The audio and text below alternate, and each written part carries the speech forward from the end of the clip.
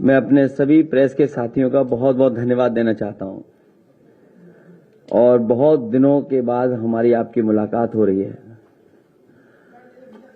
आज के सबसे महत्वपूर्ण विषय पे मैं आप सबसे अपनी पार्टी के पक्ष की बात कहना चाहता हूं। भारतीय जनता पार्टी का पिछड़ों के प्रति व्यवहार हमेशा सौतेला रहा है और आज जो हमें देखने को मिल रहा है ये पहली बार ऐसा नहीं हो रहा है। भारतीय जनता पार्टी का समय समय पर पिछड़ों के प्रति, दलितों के प्रति हमेशा सौतेला व्यवहार रहा है और आज पिछड़ों का आरक्षण छीना है, कल दलितों की बारी हो सकती है। ओबीसी समाज का आरक्षण खत्म करके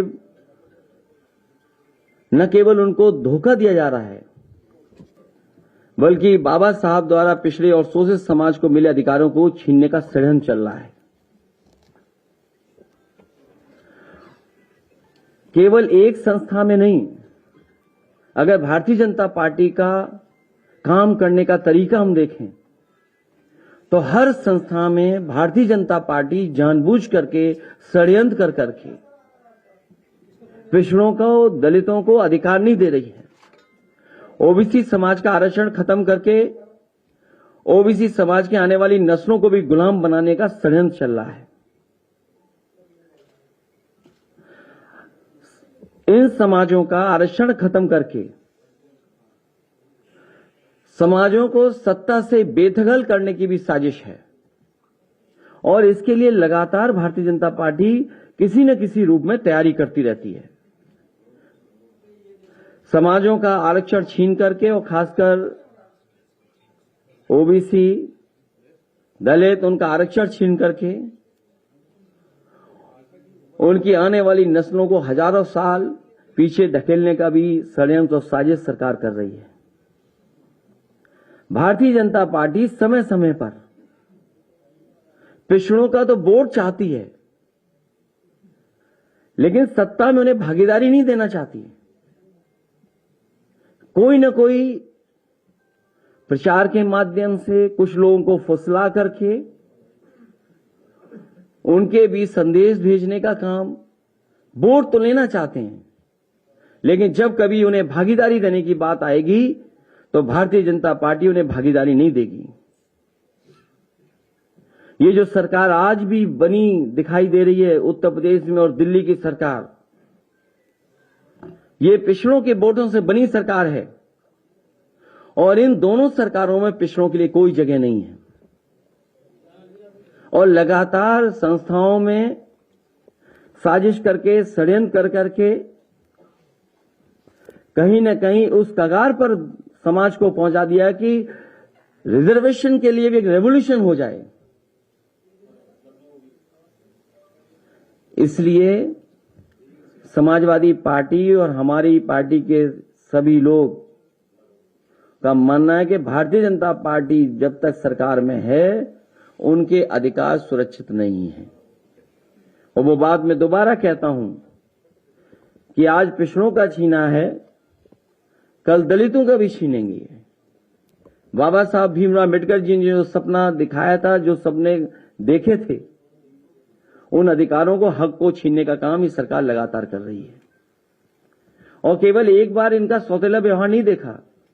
मुझे याद है जिस समय इनकी सरकार पिछली बार नई नई बनी थी, उस समय जो पुलिस भर्ती की सूची बननी थी, क्योंकि रिजल्ट कोर्ट में उसको शामिल था, रिजल्ट आ चुका था, किन्हीं कारणों से रिजल्ट घोषित नहीं हो पा रहा था।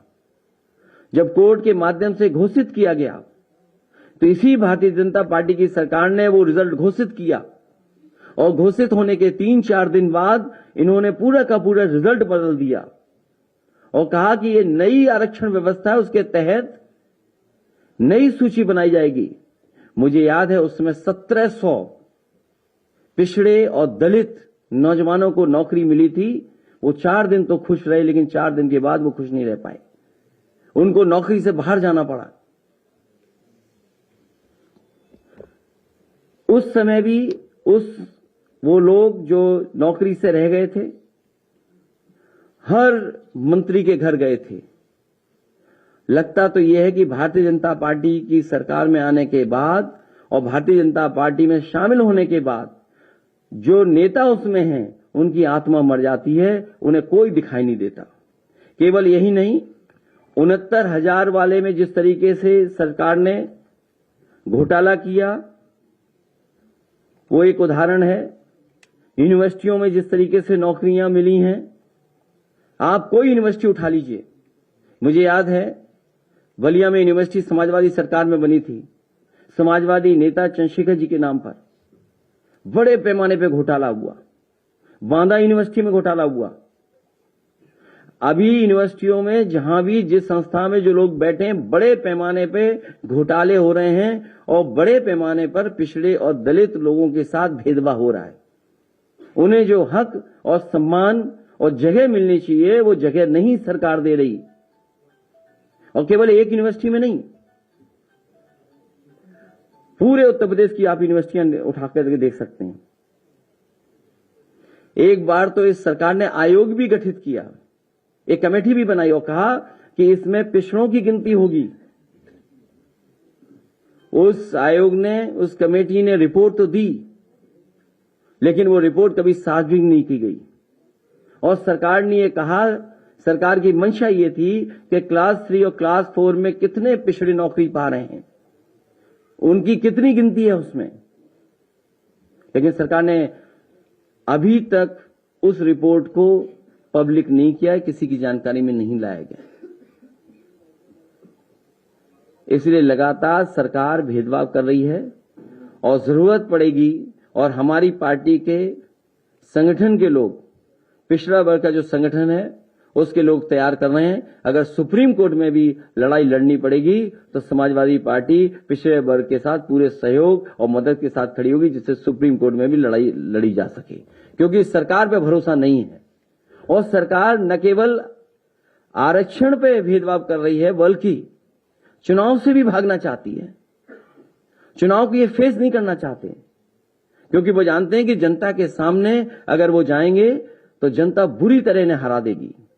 हाल में ही जो चुनाव हुए हैं, उन परिणामों ने बताया है कि पिछड़े, दलित, अल्पसंख्यक सब वर्ग के लोगों ने मिलकर के, एक हो करके इस भारतीय जनता पार्टी की गलत नीतियों के खिलाफ वोट डाला था। चाहे वो मैनपुरी हो, खतौली हो और रामपुर में जो बेईमानी की, वो सब जानते हैं।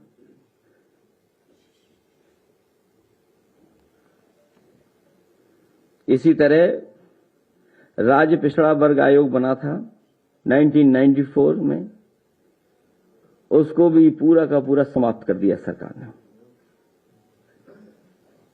जो पिछड़े वर्ग को कुछ मदद मिल सकती थी आयोग से, उस आयोग को पूरी तरीके से सरकार ने समाप्त कर दिया।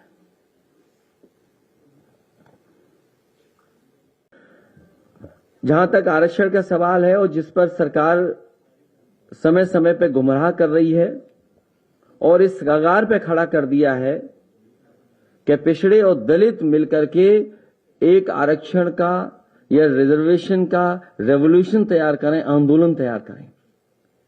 मैं सरकार से कहूंगा कि सदन बुला करके उन्हें बहस करनी चाहिए। जब उनकी नीयत साफ है तो सदन बुलाएं और सदन में अपनी जो पक्ष है वो पूरा का पूरा साफ रखें।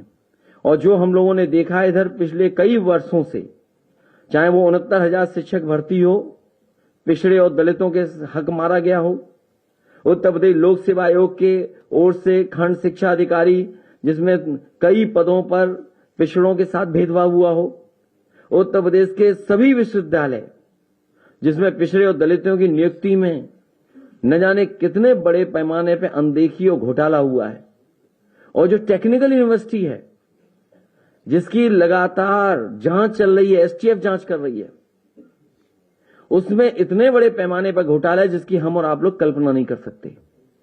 नियुक्तियों की हो, अपॉइंटमेंट्स की हो, और सरकार ने जहां भी अपॉइंटमेंट किया है वहां पिछड़े और दलित को कोई हक और सम्मान नहीं दिया है। निजीकरण लगातार चल रहा है, और जब निजीकरण होगा तो आखिरकार होगा क्या अंतर्गत? किसका हक मारा जाएगा? इसलिए हमारी आपके माध्यम से सरकार से है कि सरकार तुरंत सदन बुलाए, कम से कम अपना पक्ष रखे और हमें अभी अपना पक्ष रखने का मौका दे। और जहां जनगणना का सवाल है, समाजवादी पार्टी की हमेशा मांग रही है कि जाति जनगणना हो, जाति जनगणना कराई जाए। बिना जाति जनगणना कराए किसी को हक और सम्मान नहीं मिल पाएगा।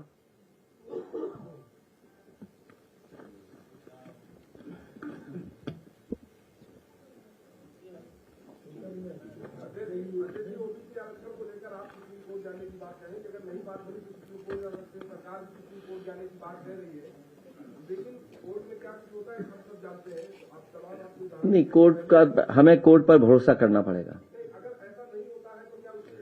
हमें कोर्ट पर भरोसा करना पड़ेगा।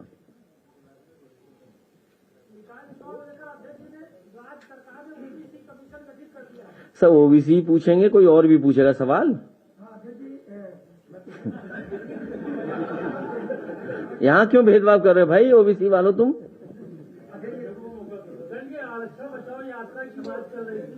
ये यात्रा नहीं है, ये इस कगार पे खड़ा कर दे रहे हैं कि पिछड़े और दलित मिलकर के रिजर्वेशन रेवोल्यूशन की तरफ मुड़ जाएं। कहां भेदभाव नहीं है? हर जगह भेदभाव है। और जो व्यापारी बता रहे हैं, अभी अयोध्या के लोग बता रही है, मुझे तो ये लगता है कि कारोबार और उद्योग में गुजरात के लोगों के लिए आरक्षण कर दिया गया है। यहां आरक्षण खत्म हो रहा है, किया जा रहा है, साजिश की जा रही है, लेकिन कारोबार और व्यापार में गुजरात के लोगों के लिए विशेष आरक्षण दिया जा रहा है।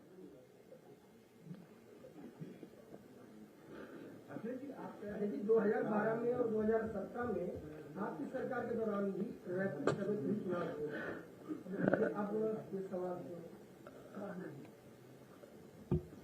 अब सरकार तो हमारी है नहीं,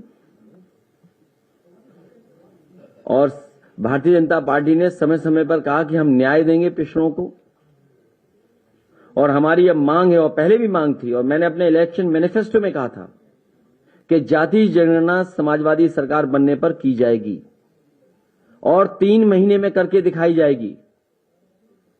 तो आज सरकार पीछे क्यों हट रही है? चुनाव से भागना चाहती है सरकार, कि पिछड़ों का हक मारना चाहती है, और आज पिछड़ों का मारा गया है तो कल दलितों का भी हक मारेगी सरकार। और जितने भी सरकार के फैसले हैं, उन फैसलों से ये नजर आता है कि पिछड़े और दलितों की अनदेखी हो रही, बड़े पैमाने पे उनके साथ भेदभाव हो रहा है। आप बताइए, जितने भी अपॉइंटमेंट हुए हैं, जो एक वाइस चांसलर के खिलाफ कितनी जांचें हो रही, क्या हुआ, कहां चल रहा है बुलडोजर? क्या बुलडोजर चलेगा उनकी संपत्ति पर? जो संपत्ति उन्होंने कमाई, क्या उस पर बुलडोजर चलेगा? और जो अपॉइंटमेंट्स किए गए, आप देखिए उसमें पिछड़े और दलितों का क्या अपॉइंटमेंट है उसमें। अगर कोई अपॉइंटमेंट हुआ हो, टेक्निकल यूनिवर्सिटी की बात कर रहा हूं मैं, और जो स्टेट यूनिवर्सिटीज में जो लोग बैठे हैं, क्या वो भेदभाव नहीं कर रहे हैं? और इसीलिए भेजा गया है कि वो भेदभाव करें, चाहे वो झांसी की यूनिवर्सिटी हो, चाहे वो कानपुर की हो, चाहे इलाहाबाद की हो, चाहे लखनऊ की हो, चाहे फैजाबाद की हो, चाहे बांदा की हो, चाहे आपकी बलिया की हो, चाहे सैफई की मेडिकल यूनिवर्सिटी हो, क्या भेदभाव नहीं हो रहा? और चाहे अपॉइंटमेंट्स हो रहे हो, उसमें भेदभाव नहीं है क्या? जब पिछड़ों का वोट चाहिए तो पिछड़ों के लिए न जाने क्या क्या सपने दिखाएंगे। आज जब वोट दे दिया पिछड़ों ने, तो पिछड़ों को कोई हक और सम्मान नहीं मिलेगा।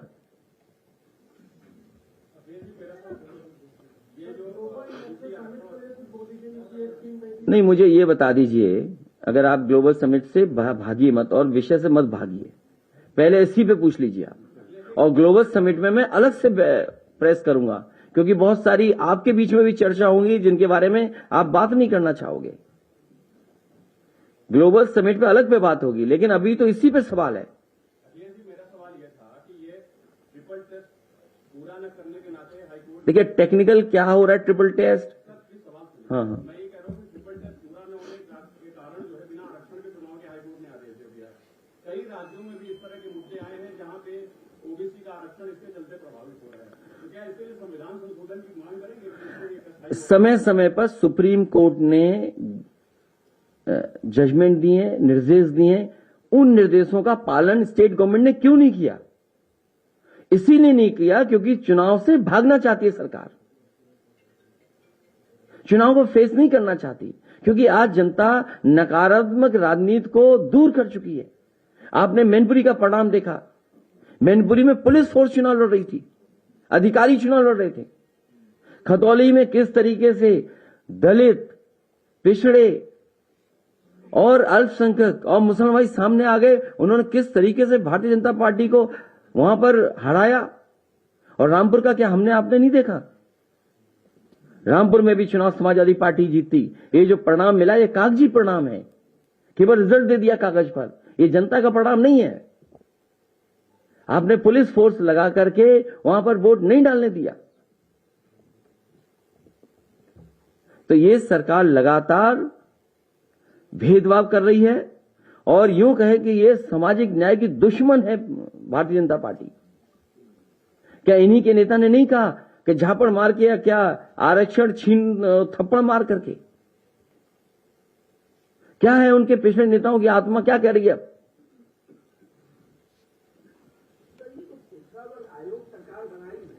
उसको तो खत्म कर दिया पिछड़ा आयोग सरकार ने। कहां बनाया ना, कहां सुन रहे पिछड़े आयोग की। ये चुनाव से भागने की सब तैयारियां हैं, क्योंकि जहां डेंगू हो रहा वहां इनके नगर पालिका के अध्यक्ष हैं।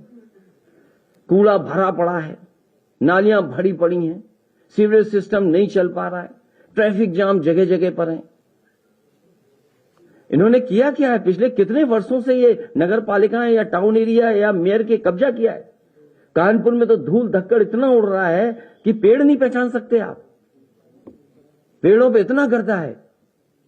आप बताइए कूड़े के नाम पर कितना पैसा इकट्ठा किया सरकार ने, नालों के नाम पर कितना पैसा इकट्ठा किया, नमामि गंगे के नाम पे कितनी गंगा और यमुना सफाई के साथ। तो सवाल यह है कि पिछड़े और दलितों का हक मारा जा रहा है। मैं आपका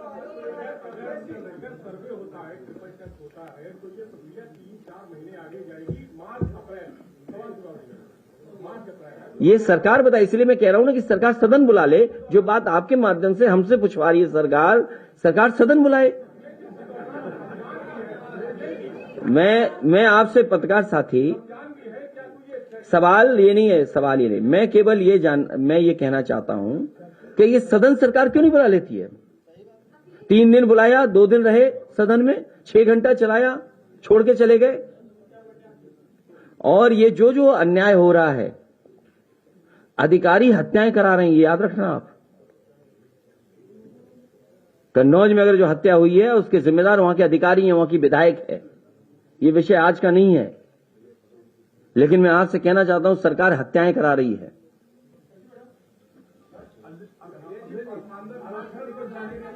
हम तैयार हैं।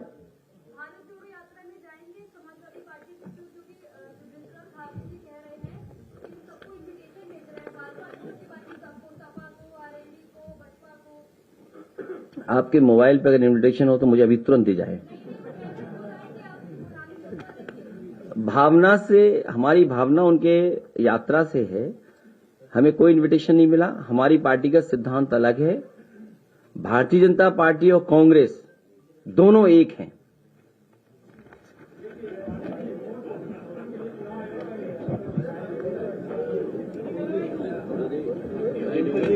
क्या हाल है? Thank you so much. आज केवल पिछड़ों से सवाल पूछा।